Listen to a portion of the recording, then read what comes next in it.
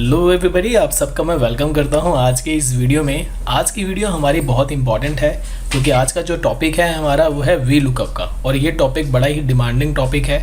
इस टॉपिक के ऊपर मुझे काफ़ी सारे मैसेजेस आए थे इंस्टाग्राम पे, काफ़ी सारे लोगों ने मुझे डीएम किया था कि सर प्लीज़ इसके ऊपर एक वीडियो बनाइए।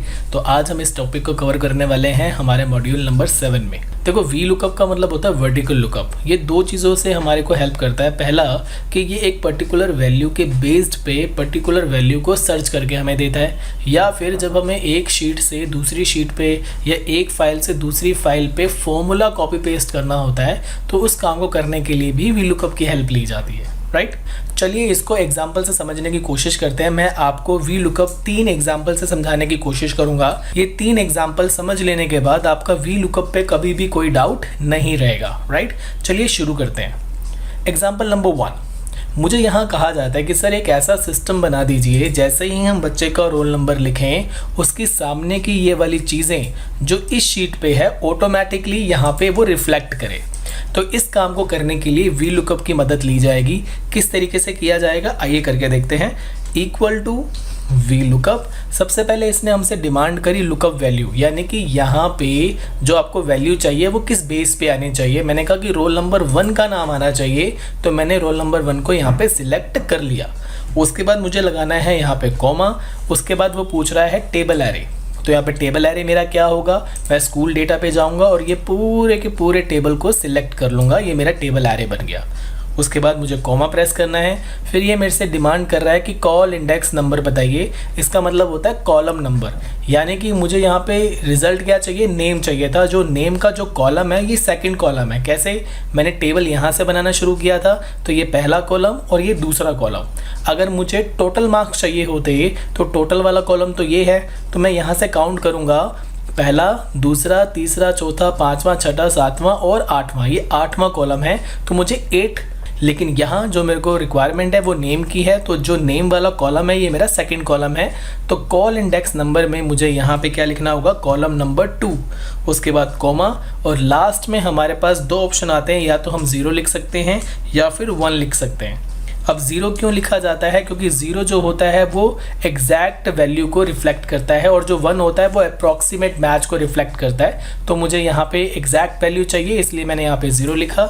मुझे ब्रैकेट को क्लोज करना है और एंटर दबाना है। आप देखेंगे कि यहाँ पे मेरा रोल नंबर का जो भी नाम होगा वो यहाँ पे आ जाएगा, जो इस टाइम राजेश आ चुका है, राइट।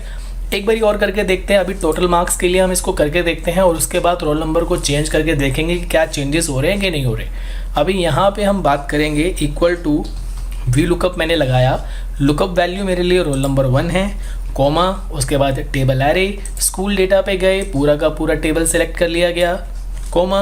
अगर अब कॉल इंडेक्स नंबर की हम बात करें तो मुझे यहाँ पे टोटल चाहिए, तो यहाँ से हम काउंट करेंगे 1 2 3 4 5 6 7 8। ये 8th कॉलम है तो यहाँ पे 8 लिखा जाएगा, कॉमा, लास्ट में 0 आएगा, bracket close and enter.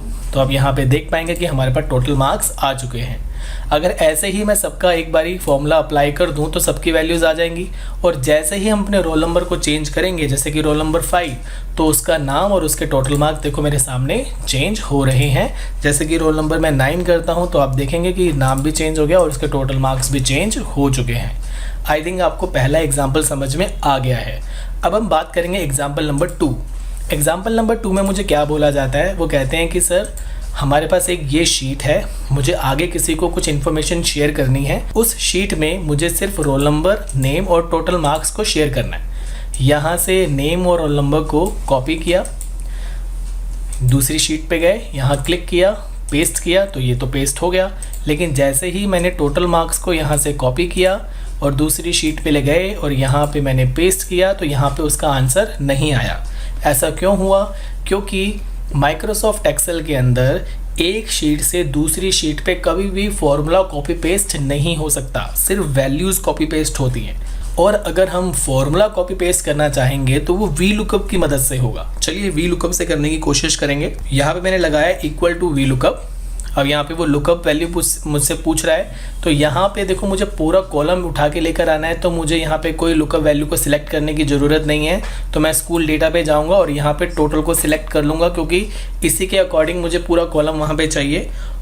Comma, उसके बाद टेबल एरे, तो मुझे सिर्फ ये H कॉलम को सिलेक्ट करना है क्योंकि मुझे यही वाला कॉलम यहाँ से उठा के वहाँ लेके जाना है, कॉमा। इसके बाद आता है कॉल इंडेक्स नंबर। यहाँ पे देखो मैंने एक ही कॉलम सिलेक्ट किया है तो गिनने की ज़रूरत ही नहीं है, एक ही कॉलम है, कॉमा, लास्ट में 0, ब्रैकेट क्लोज एंड एंटर। उसके बाद देखो यहाँ पे टोटल आ चुका है। अब बस मुझे इसको नीचे ड्रैग कर लेना है, तो आप देखेंगे कि सबके आंसर्स आ चुके हैं। एक बारी क्रॉस चेक करेंगे। राजेश के जो टोटल मार्क्स है वो 223 है और दिनेश के हैं 343। अभी यहाँ पे जाके हम चेक करते हैं 223 एंड 343 बिल्कुल एग्जैक्ट वैल्यूज़ आ चुके हैं, यानी कि हमारा ये वाला तरीका बिल्कुल ठीक था। आई थिंक अगर आपको एग्जाम्पल नंबर 2 भी समझ में आ चुका है, यानी कि एक शीट से अपने डेटा को, अगर वो फॉर्मूला लगा हुआ है तो उसको उठा के दूसरी शीट पे या दूसरी फाइल पे कैसे लेके जाना होगा। अब हम बात करेंगे एग्जाम्पल नंबर 3 की। एग्जाम्पल नंबर 3 में हम क्या करने वाले हैं, अगेन मैंने इन दोनों कॉलम्स को कॉपी किया और शीट नंबर 3 पे मैं ले गया और यहाँ पे मैंने पेस्ट करा। लेकिन यहाँ पे छोटा सा क्या होगा कि मैंने कुछ वैल्यूज़ को यहाँ से डिलीट कर दिया। ठीक, अब मैंने इस वाली रो को भी यहाँ से हटा दिया, कंट्रोल माइनस, जिससे क्या होगा कि पूरी की पूरी रो डिलीट हो जाएगी। अब यहाँ पे जब आप देख पा रहे हैं तो मेरे पास सबके नाम रोल नंबर नहीं है, कुछ लोगों के नाम और रोल नंबर है। अब मुझे क्या करना है, यहाँ पे टोटल मार्क्स लेकर आने हैं। सेकंड वाले मेथड में क्या हुआ था कि पूरा का पूरा कॉलम उठा के हम लेकर आए थे। अगर इसके सामने कोई नाम अगर हम हटा दें तो देखो उसके टोटल मार्क्स गायब नहीं होते। लेकिन एग्जाम्पल नंबर 3 में हम क्या सीखने वाले हैं कि यहाँ पे जो भी उसका नाम है उसके ही मार्क्स सामने आने चाहिए। अगर कोई स्टूडेंट यहाँ पे नहीं है तो उसके मार्क्स यहाँ पे नहीं आने चाहिए। तो इसको करने के लिए हम वी लुकअप की मदद लेंगे। कैसे, इक्वल टू वी लुकअप मैंने लगाया, यहाँ पे उसने पूछा लुकअप वैल्यू, तो मैंने नेम को सिलेक्ट किया, कॉमा प्रेस किया, उसके बाद टेबल एरे स्कूल वाली शीट पे चले जाएंगे और यहाँ से मैंने सारे के सारे टेबल को सिलेक्ट कर लेंगे। अब देखो यहाँ पे सबसे बड़ा क्वेश्चन, मैंने अब की बार जो टेबल सिलेक्ट किया वो मैंने नेम से शुरू किया, रोल नंबर से शुरू नहीं किया। ऐसे मैंने क्यों किया, उसके पीछे एक रीज़न है।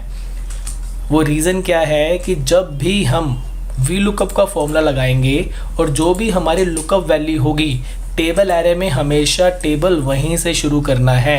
अगर मेरा यहाँ पे मैंने रोल नंबर सेलेक्ट किया होता लुकअप वैल्यू में तो मेरा जो टेबल एरे बनता वो यहाँ से बनता। मेरी बात समझ रहे हैं आप? यानी कि जो भी हमारी लुकअप वैल्यू है हमारा टेबल एरे वहीं से शुरू होना चाहिए, राइट। इसलिए मैंने उसको रोल नंबर की बजाय नेम से शुरू किया। Equal to VLOOKUP, lookup value, name को मैंने सिलेक्ट किया, comma, table array, school data पे जाएंगे, नेम से टेबल को सिलेक्ट कर लेंगे, कोमा, और उसके बाद मुझे क्या चाहिए, टोटल मार्क्स 1 2 3 4 5 6 7, यानी कि 7th column, comma, 0, bracket close, enter. तो आप यहाँ पे देख पाएंगे कि टोटल आ चुका है। अब मैं अगर इसको नीचे की तरफ ड्रैग कर लूँगा तो आप देख पाएंगे सिर्फ जिनके नाम हैं उन्हीं के टोटल मार्क्स सामने आए हैं, जिनके नाम यहाँ पे प्रेजेंट नहीं उनके टोटल मार्क्स यहाँ पे नहीं आए हैं, राइट। क्रॉस चेक करते हैं, जैसे कि हिमेश 424, स्कूल डेटा में जाएंगे, ये रहा हिमेश 424। उसके बाद अगर हम बात करें यहाँ पे रोल नंबर 1 2 3 4 नहीं है, ताकि अब चेक करेंगे क्या 4 के मार्क्स तो नहीं आ गए हैं। यहाँ पे हम चेक करते हैं कि 4 के मार्क्स, विजेश नाम है उसका, और उसके टोटल मार्क्स है 274। अगर हम चेक करें तो यहाँ पे 274 डेटा नहीं है, यानी कि ये जो वैल्यूज़ निकली हैं ये इसी के अकॉर्डिंग आई हैं। अब आपको वी लुकअप की काफ़ी अच्छी नॉलेज हो गई है। ये तीनों एग्जाम्पल को एक बारी और रिपीट करके देखिए तो आपको पूरी और क्लैरिटी आ जाएगी। आई होप कि आपको वी लुकअप का पूरा कॉन्सेप्ट क्लियर हो चुका है। तो इस वीडियो को यहीं फिनिश